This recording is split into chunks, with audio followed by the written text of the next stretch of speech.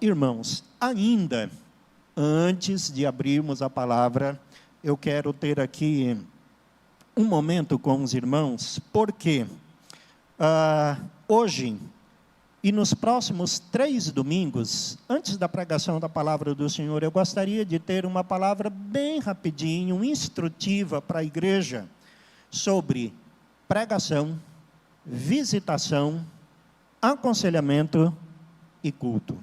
Eu gostaria de falar assim rapidamente, 5 minutinhos antes da pregação, sobre esses 4 temas e dentro de uma visão pastoral, dentro de uma metodologia que Deus tem colocado no meu coração. E começando por hoje, então, eu gostaria de falar sobre pregação da palavra de Deus. Até mesmo lembrando daquilo que o presbítero Josivan falou na semana passada sobre a necessidade de nós termos pregação expositiva. E ele então fez a pergunta: esperamos que o pastor Onildo tenha aí pregação expositiva, não é, pastor? E eu balancei a cabeça dizendo sim. Mas eu gostaria que os irmãos entendessem o que é uma pregação expositiva. Uma pregação expositiva é aquela na qual do texto você tira o tema, as divisões e a argumentação. Esse tipo de pregação bíblica dá a certeza, tanto para o pastor quanto para a igreja, que o pregador não está falando de si, não está tirando as suas conclusões pessoais, mas ele fica limitado pela apresentação do texto. E eu pergunto para os irmãos, isso é ou não é bom? Gente, é bom demais. Você certamente já ouviu algum tipo de pregação, que bênção, meu irmão, obrigado. Algum tipo de pregação em que o pregador lê o texto e depois ele vai lá em Gênesis, ele corre lá para Ezequiel, ele volta para Salmos, ele entra em Provérbios, ele vai para Ruth, e ao final você fica perguntando, puxa, o que o pregador queria dizer, o que ele quis transmitir?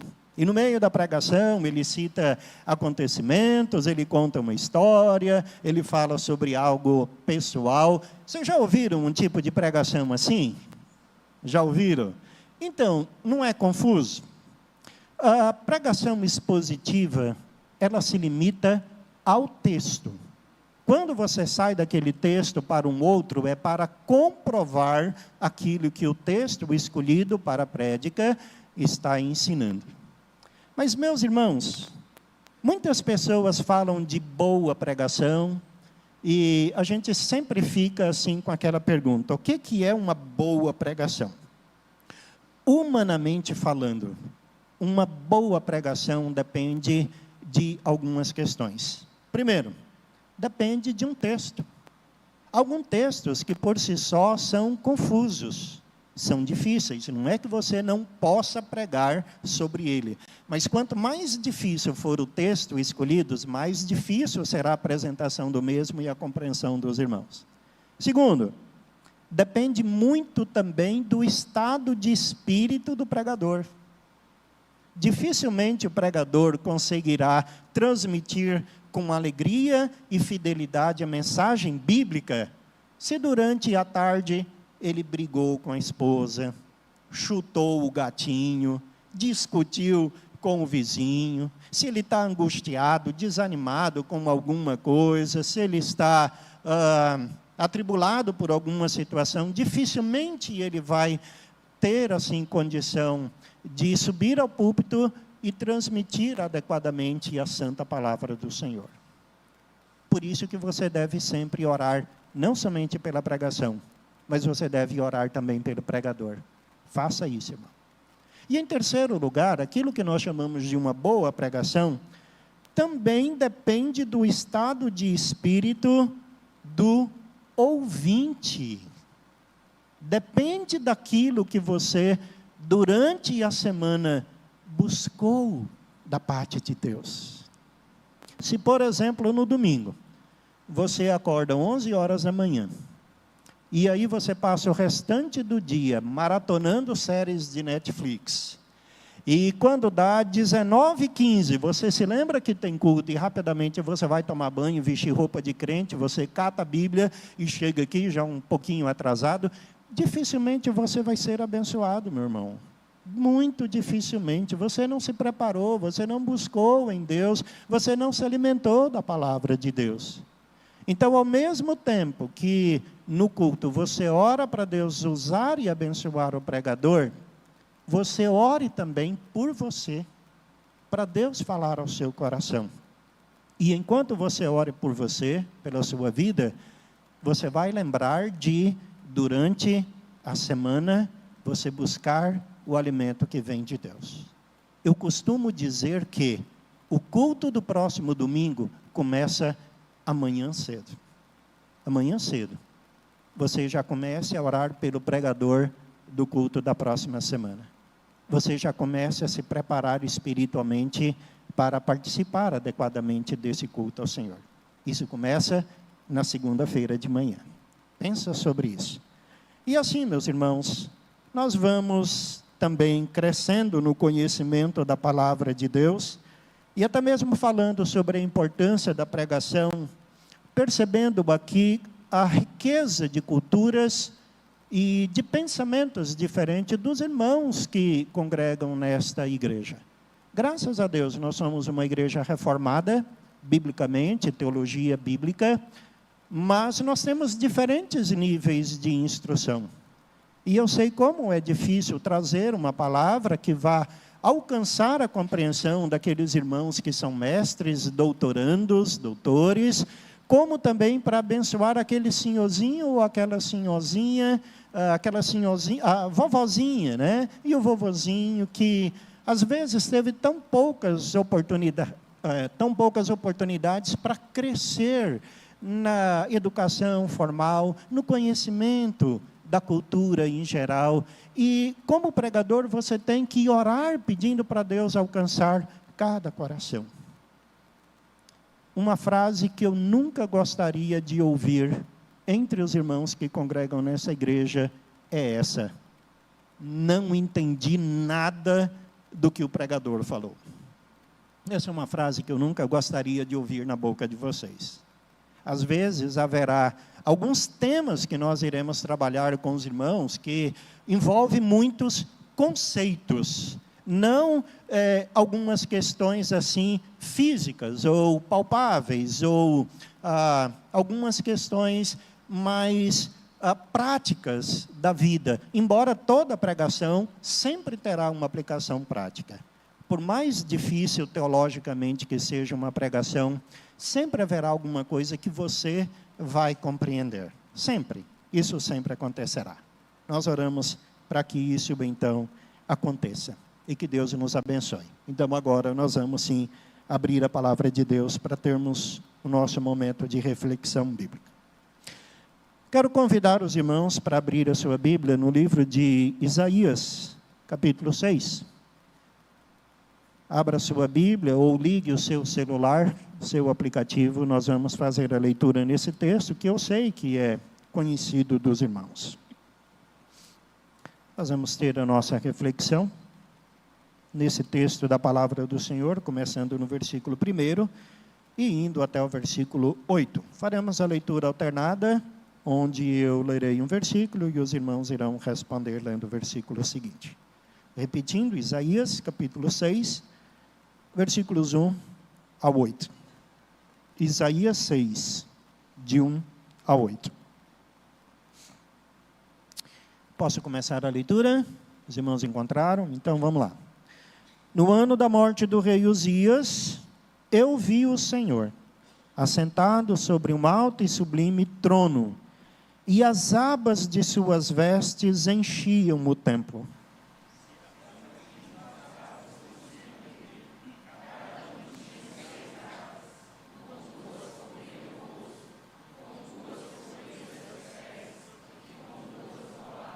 E clamavam uns para os outros, dizendo: Santo, Santo, Santo é o Senhor dos exércitos. Toda a terra está cheia da sua glória.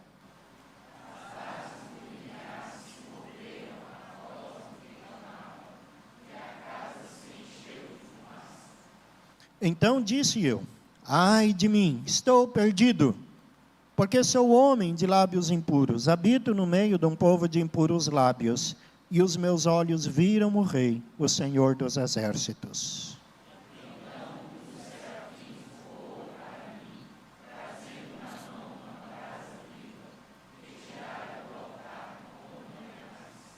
Com uma brasa tocou a minha boca e disse: eis que ela tocou os teus lábios, a tua iniquidade foi tirada, e perdoado o teu pecado. Juntos, o 8.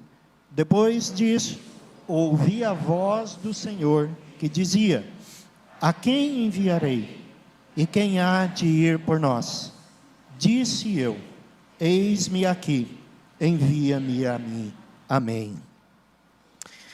Meus irmãos, crise tem sido uma das palavras mais ouvidas nos últimos tempos. Já tem muito tempo que nós ouvimos falar de crise na segurança pública, crise na política brasileira, crise mundial, e ultimamente nós temos aí ouvido muito falar sobre crise na educação, crise nas famílias, nos valores, e principalmente crise no ambiente religioso. Tantas doutrinas estranhas, tantos líderes espirituais esquisitos, estranhos, mostram que a igreja brasileira não anda tão bem quanto poderia estar. Mas algo que muitas pessoas têm falado também, irmãos, é que crise representa também oportunidade. São momentos específicos e especiais para coisas novas e diferentes começarem a acontecer. E certamente, então, queridos, eu não quero usar esse momento em que pela primeira vez eu estou pregando a palavra do Senhor como pastor desta igreja, início de ano, para vir aqui falar para vocês sobre crise. Longe disso. Mas eu quero compartilhar com os irmãos sobre algumas coisas que Deus revela no meio das crises. Naqueles momentos em que, muitas vezes, tudo parece acabado, Deus revela algumas coisas que são especiais para nós, conforme nós podemos ver nesse texto. E veja que esse texto, meus irmãos, começa falando sobre uma situação de crise. O texto começa falando sobre a morte do rei Uzias. O reinado desse rei foi grandioso durante os 52 anos que ele reinou ali em Jerusalém e sobre Judá. A Bíblia diz que ele reuniu o seu exército e ele saiu para as guerras e reconquistou muita terra que anteriormente havia sido tomada pelos inimigos.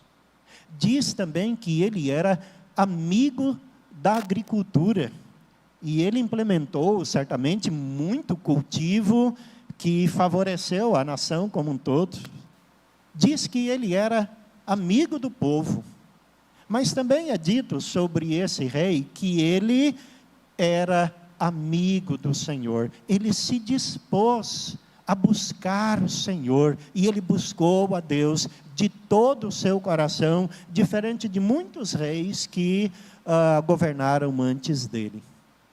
Mas assim o texto vai dizer que o grande rei Uzias, o líder da nação, pessoa amada, querido de todos, veio a morrer.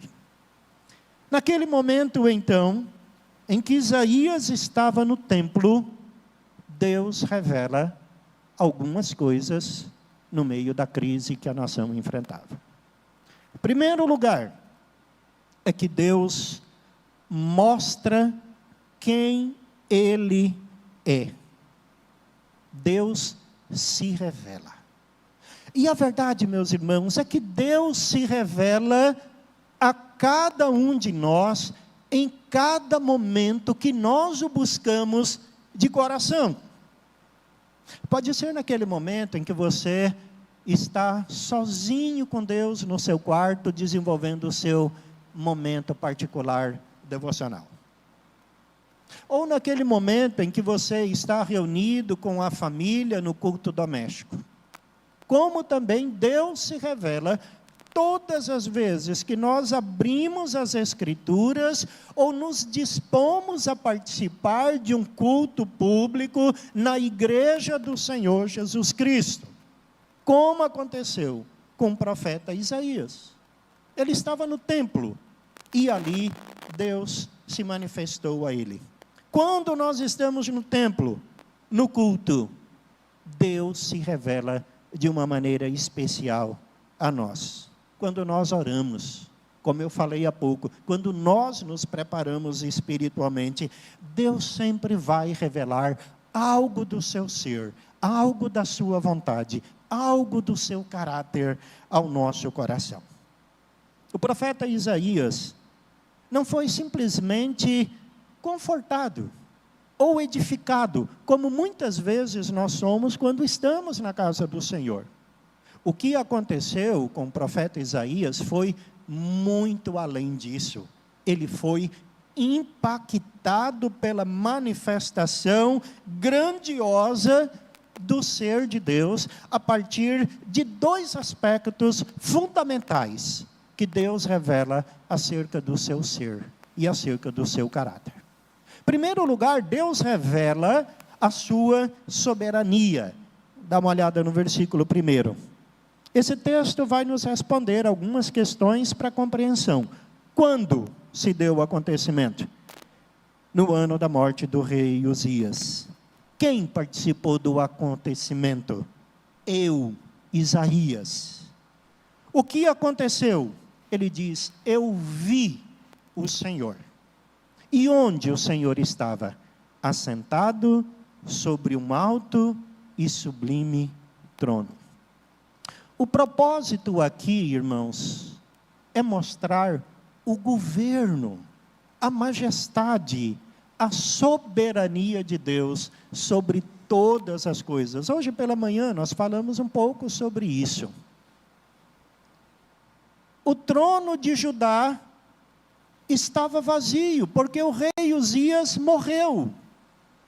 Mas Deus está dizendo ali para o profeta Isaías, o meu trono não está vago. Eu ainda estou governando. Judá e Jerusalém perdeu o seu rei, mas eu ainda continuo assentado no trono. Às vezes, meus irmãos, há momentos específicos de caos ou de calamidade neste mundo, em que nós ficamos preocupados ou pensando o que será da nossa vida. Nossa, aquele prefeito, aquele governador, aquele presidente, aquele homem iníquo agora governa sobre nós. O que vai ser de nós? Ou então a gente fala, nossa, perdi o meu emprego e agora a doença veio. O que será de mim? Há momentos de crise na família. Quando o marido diz, minha esposa não me respeita mais, meus filhos começam a me desprezar, o que vai ser de mim? E apesar, meus irmãos, de todas as nossas preocupações, Deus continua assentado no trono. E no trono, Deus governa todos os acontecimentos da história. Isso é importante para nós, porque nós vivemos deste lado da eternidade, em um mundo caído, onde coisas estranhas, onde coisas difíceis sempre acontecerão. Quando você está firmado numa teologia que aponta para esse Deus, que é o único e verdadeiro, e que está assentado no trono, você tem confiança e tranquilidade para enfrentar as crises que vêm e que vão. Mas se a sua teologia aponta para um Deus pequenininho, um Deus subserviente, um Deus domesticado, um Deus que se assemelha a um garçom, que se aproxima de nós assim, pronto para obedecer ao nosso comando, certamente nesse momento de crise, você não saberá para onde olhar e nem de onde virá o seu socorro. Deus está mostrando para o profeta Isaías: eu continuo no trono. Uzias morreu, o reino está vago, mas eu ainda continuo sendo Deus. Mas Deus revela não apenas a sua soberania, mas também a sua santidade. Olha o versículo 3. Quando Isaías descreve ali a visão que ele teve de anjos, de serafins que clamavam: Santo, Santo, Santo é o Senhor dos exércitos.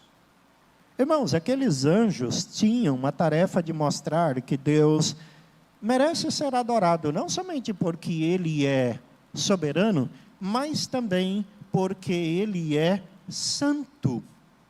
E é interessante nós percebermos que as Escrituras sempre apresentam a santidade de Deus, cobrando de nós, exigindo de nós um comportamento que, inevitavelmente, vai nos levar para duas direções.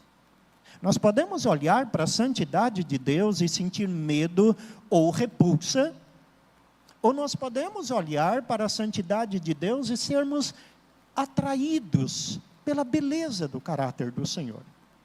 E deixa eu explicar como isso funciona, porque nós lembramos, né, daquilo que aconteceu com Pedro, lá em Lucas capítulo 5, quando teve aquela pesca maravilhosa, e Deus realizou ali um milagre extraordinário, e o barco encheu de peixe, e depois do milagre acontecido, é bastante estranha a fala de Pedro. Vocês se lembram o que ele falou para Jesus? O que ele diz?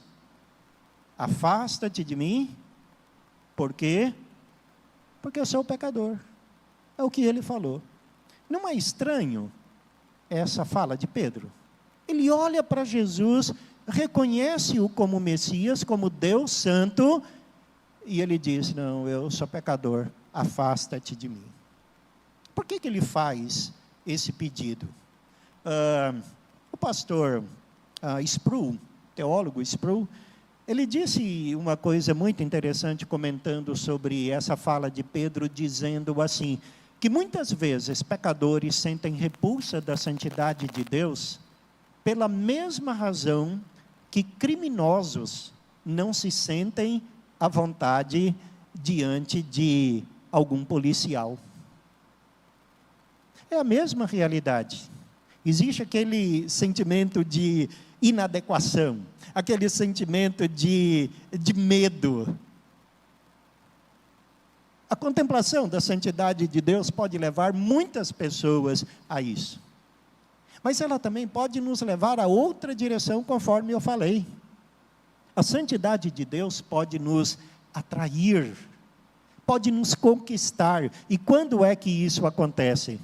Quando nós olhamos para o Senhor com um olhar de fé, de admiração, de contemplação.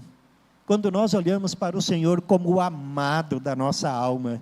Quando nós queremos descobrir e conhecer mais acerca do ser e do caráter de Deus, para desenvolvermos esse relacionamento que nos leva à intimidade com Ele.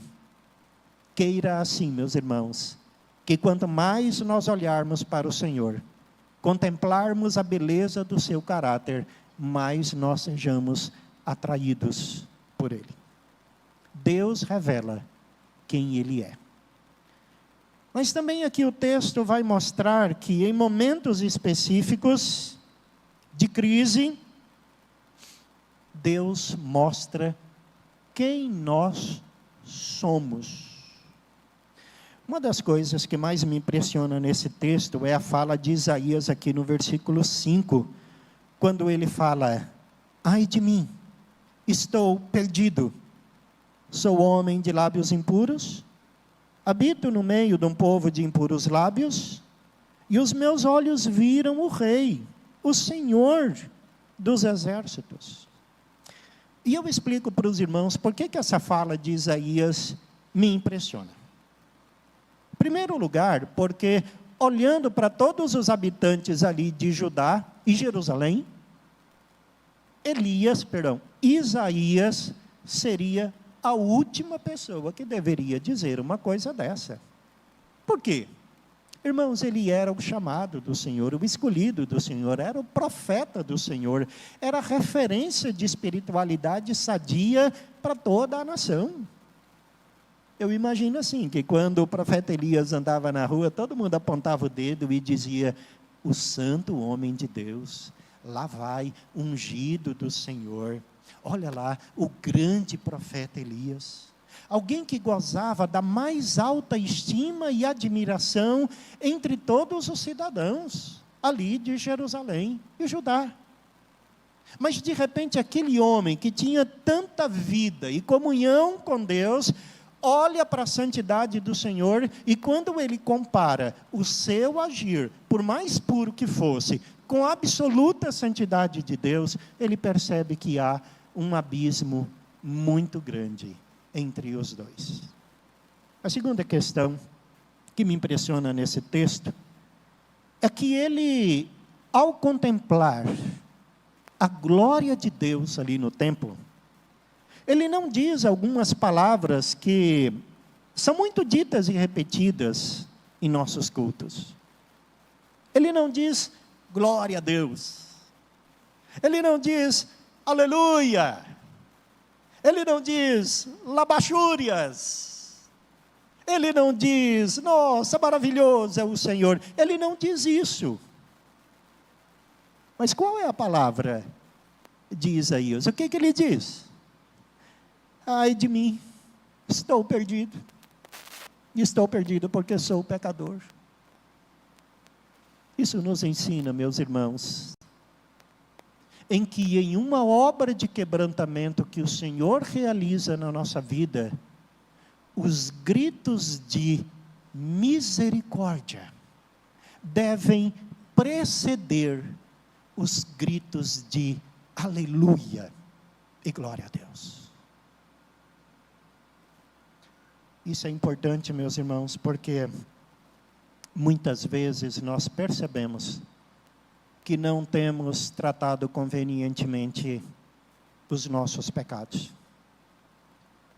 Às vezes os nossos pecados são colocados diante de Deus apenas na parte da liturgia do domingo à noite, quando o liturgo convida os irmãos a uma confissão de pecados, e assim mecanicamente ou rotineiramente, superficialmente, a gente fala: oh, Deus, perdoe todos os meus pecados, e logo em seguida vem a música, e a gente fica feliz, porque entendemos que o nosso pecado foi perdoado. E, irmãos, esse momento da liturgia tem essa função, mas eu pergunto, será que somente isso basta? Hoje a gente vê muitos gritos de aleluia, muitos gritos de glória a Deus, mas nós ouvimos poucos gritos de ai de mim, estou perdido, Senhor, tenha misericórdia da minha vida.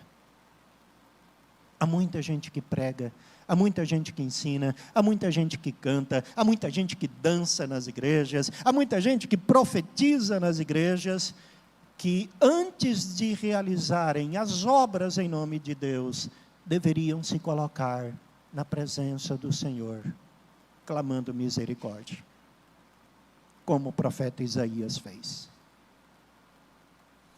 Talvez isso não seja assim tão fácil, porque nós estamos acostumados a ter uma imagem muito positiva de nós mesmos.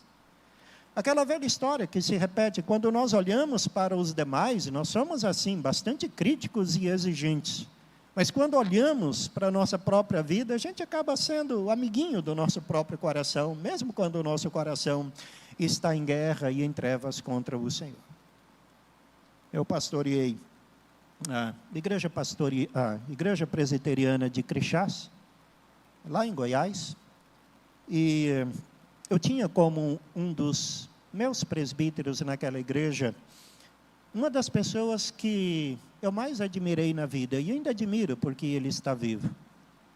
Era um presbítero, um senhor de 72 anos, mais ou menos, que ele tinha na época, e uma pessoa já de certa idade. Ele tinha problema numa das pernas, porque havia tido um acidente lá na fazenda, com gado que o atacou.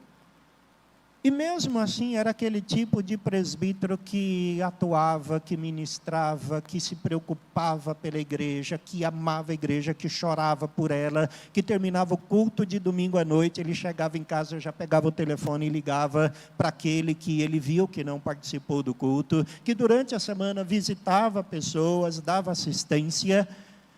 Que homem, que vida com Deus. Eu lembro que um dia nós tivemos uma reunião de líderes da igreja, e no início eu pedi para cada um dar uma palavra, fazendo uma observação sobre a sua realidade espiritual, e cada um falou uma coisa de si, e quando ele assumiu a palavra, ele falou algo mais ou menos assim: olha, eu percebo que eu estou em muita falha com Deus, porque há tantas coisas que eu poderia fazer e eu não faço, e aquilo que eu faço eu ainda faço pouco. Eu poderia servir muito mais a igreja, eu não faço isso. Eu poderia muito mais ajudar o pastor, e eu não faço isso. Eu poderia visitar mais. Eu poderia ajudar mais pessoas. Eu poderia fazer isso e aquilo outro. E foi falando tantas coisas assim da sua vida, de tal forma que a sua esposa estava assim ao seu lado, né? E ela quis acudi-lo. Ela falou: não, bem, não fala isso de você, porque todo mundo sabe o quanto você trabalha pela igreja. E ele deu um corte assim na esposa, dizendo: olha, me deixa, eu sei o que eu estou falando, eu conheço o meu coração. Muitas coisas na minha vida que eu posso melhorar. Irmãos, alguém que disse isso era alguém que para mim era uma referência de espiritualidade naquela igreja. Se nós formos olhar apenas para a aparência, parece que tudo vai bem. Eu vejo os irmãos, gente da liderança, gente que participa dos cultos, eu vejo pessoas que parecem assim tão unidas, que estão junto em família, que no templo glorificando o Senhor. Mas quando nós tomamos essa atitude de Isaías, nós vamos olhar para Deus e dizer: Senhor, há tanta coisa na minha vida que precisa ser mudada. E lembre-se disso: aquele que se humilha será exaltado. Mas lembre-se também que, ao mesmo tempo que Deus revela a grandeza do nosso pecado, Ele revela o que também? A grandeza do seu perdão. Diz aqui o texto que o Senhor envia o anjo, que pega um instrumento ali, chamado tenaz, tira do altar uma brasa viva, toca nos lábios do profeta, e traz a mensagem: a tua iniquidade foi tirada, e o teu pecado foi perdoado. Ou seja, irmãos, o problema do pecado que reside na nossa vida, só pode ser tratado pelo poder de Deus. E creia nisso, tudo que era preciso para que os nossos pecados fossem tratados, Deus já o fez na pessoa do Senhor Jesus Cristo. Hoje, muito mais do que essa brasa viva que nos purifica, nós temos o sangue de Cristo que nos purifica de todo pecado. Aquele sangue que é perfeito, aquele sangue que é maravilhoso, aquele sangue que um dia foi derramado e hoje ele passa pela nossa vida, purificando a nossa alma. É através de Jesus Cristo que o problema do nosso pecado é tratado. Aquele sangue que é descrito no livro de Hebreus, capítulo 7, capítulo 8, capítulo 9, como sendo o perfeito sacrifício. Um sangue infinitamente superior ao sangue dos animais que era derramado para a purificação de pecados de famílias inteiras no sistema de culto do Velho Testamento. Hoje nós temos o sangue de Cristo que nos purifica de todo pecado. E por fim, em momentos de crise, Deus mostra que somos parte da solução e não do problema. Momentos de crise são momentos excelentes para realizarmos algo extraordinário e diferente do que muitas vezes nós temos realizado. Muitas pessoas dizem que não. Momento de crise, a gente tem que entrar na caverna, procurar se esconder, deixa a tempestade passar, depois que tudo se acalmar, aí você sai da caverna com cuidado, bota o rostinho para fora, vê se está tudo bem, e aí você sai de lá. Não é assim. Por quê, irmãos? Se nós não fazermos algo, como é que a tempestade vai passar? Como é que a crise vai ser vencida? Então, do que adianta nós passarmos aí a vida toda reclamando do prefeito, do governador, do deputado, do presidente da república? O que vai mudar se nós olharmos para os líderes aqui da igreja, para os irmãos, e apontarmos dedos de críticas? O que isso vai mudar? Nada. Absolutamente nada. Então, irmãos, qual foi a atitude de Isaías? Ele quis ser parte da solução ou ele quis contribuir para o crescimento do problema? Dá uma olhada no versículo 8. A primeira parte do versículo fala sobre o problema. Quando Deus fala, a quem enviarei? E quem há de ir por nós? É uma situação de problema. É como se Deus estivesse dizendo, olha, tanta coisa para ser feita aqui, quem é que vai se dispor? Os campos estão prontos, a seara está branca para a ceifa. Quem é que vai se dispor? Quem é que vai se levantar? Mas a segunda parte do versículo aponta para a solução do problema. Quando Isaías se dispõe e diz, eis-me aqui, envia-me a mim. Essa expressão, eis-me aqui, revela mais do que prontidão, mas revela também, irmãos, consagração, submissão, confiança. Isaías estava dizendo o seguinte, se há uma crise lá fora, ou mesmo que a crise esteja aqui dentro, eu quero ser parte da solução. Eu quero ser instrumento nas mãos de Deus, para que haja cura, para que haja graça e para que haja restauração. Isso é consagração.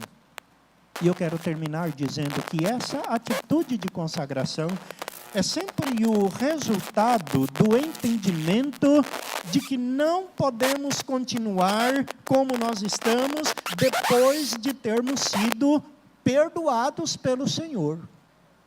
Então compare a atitude de Isaías lá no capítulo 5, quando ele diz, ai de mim, estou perdido. E de fato ele estava. Mas o seu pecado foi perdoado, e depois de perdoado, então, qual é a sua atitude? É de consagração, é de prontidão, quando ele diz, eis-me aqui, eu fui perdoado, a minha iniquidade foi tirada, eu não estou mais debaixo de condenação, eu estou debaixo da graça do Senhor. Hoje, o Espírito Santo fala a nós. Quem irá ocupar os cargos de liderança aqui na igreja, na escola dominical, nas sociedades internas? Deus quer ouvir de cada um de nós, eis-me aqui, Senhor. Quem são os irmãos que vão ajudar o presbítero Josivan nas congregações da igreja? É preciso alguém dizer, eis-me aqui, Senhor. Daniel Cirilo estava trabalhando lá no Ana Maria. Ele foi para Campinas, foi fazer o seu seminário. Quem assumirá a liderança do trabalho ali no conjunto Ana Maria? É preciso alguém da igreja dizer, eis-me aqui, eu fui perdoado, eu fui salvo, eu fui liberto de tão grande condenação. Eis-me aqui, envia-me a mim. Quero a Deus que nesse ano de 2025 nós tenhamos essa confiança, essa atitude de santa consagração e podermos dia após dia replicarmos a fala de Isaías quando ele disse, eis-me aqui, envia-me a mim. Eu quero terminar, meus irmãos, falando um pouco sobre como a graça do Senhor Jesus Cristo, manifestada nesse texto, nos permite viver na sua presença. Em primeiro lugar, dizendo que somente pela graça de Deus, em Cristo Jesus, é que nós poderemos continuamente dizer: eis-me aqui. Porque se não for pela atuação do Espírito Santo nos revelando esta graça, nós permaneceremos inativos ou fazendo parte do grupo do problema e não do parte da solução. E em segundo lugar, também aqui mostrando que, de acordo com esse texto, Isaías teve apenas um lampejo da glória divina. O que ele viu ali no templo foi algo extraordinário, maravilhoso, divino. Mas hoje, em Cristo Jesus, nós temos um privilégio muito maior. O evangelista João vai dizer lá no capítulo 1, versículo 14, que o Verbo se fez carne e habitou entre nós. E vimos o quê? A sua glória. Glória do unigênito do Filho do Pai. A glória que nós podemos ver em Jesus é um pouco da manifestação da glória que Deus revelou a Isaías. Porque assim como Isaías olhava para Jesus com fé, e ele demonstra isso no capítulo 53, 61 e outros textos, hoje na mesma fé que Isaías teve, nós olhamos para o Messias, nós olhamos para o Senhor Jesus Cristo e vemos que Ele é a manifestação perfeita da glória de um Deus que nos amou e que veio a esse mundo. Que Deus assim então nos abençoe nessa compreensão, e Deus continue falando aos nossos corações, através desse texto da palavra do Senhor.